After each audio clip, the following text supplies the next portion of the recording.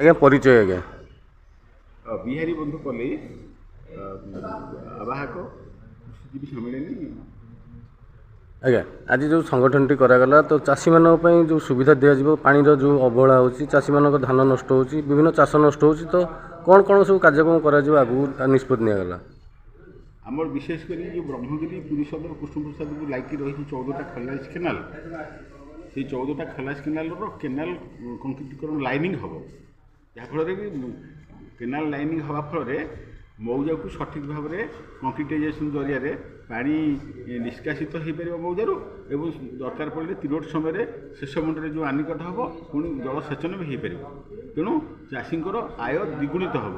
ଗୋଟିଏ ଫସଲ ହେଉଛି କେବଳ ପାଉଛି, ଆମର ଯଦି କେନାଲ କଂକ୍ରିଟାଇଜେସନ୍ ହେବ 2ଟା ଫସଲ ଚାଷୀ ପାଇପାରିବେ। ବ୍ରହ୍ମଗିରି ଅଞ୍ଚଳ ଗୋଟେ ବିକାଶ ପଥରେ ଆଗେଇବ, ସମୃଦ୍ଧି ହେବ, ଯେଉଁଟାକି ରାଜ୍ୟ ସରକାରଙ୍କର ମଧ୍ୟ ଲାଭ। ଆଜ୍ଞା ନଦୀଠାରୁ ଆରମ୍ଭ କରି କେନାଲ ପର୍ଯ୍ୟନ୍ତ ଦଳ ଭର୍ତ୍ତି ରହୁଛି, ତ ଠିକ୍ ଟାଇମ୍ରେ ପାଣି ଆସିପାରୁନି, ୟା ଉପରେ ବି ଚାଷୀମାନେ ବହୁତ ହନ୍ତସନ୍ତ ହେଉଛନ୍ତି, କ'ଣ କହିବେ? ଏ ସବୁର ଉତ୍ତର ହେଉଛି କେବଳ କେନାଲ କଂକ୍ରିଟାଇଜେସନ୍ ହେଲେ, ଲାଇନିଂ ହେଲେ ଇଏ ଦଳ ଆଉ ଇଏ ସବୁ ପ୍ରକାର ସମସ୍ୟା ଦୂରୀଭୂତ ହେବ ଏବଂ ଆମେ କଂକ୍ରିଟାଇଜେସନ୍ ମାଧ୍ୟମରେ ଫସଲଟା ଦୁଇ ଥର ଚାଷୀ ପାଇପାରିବେ।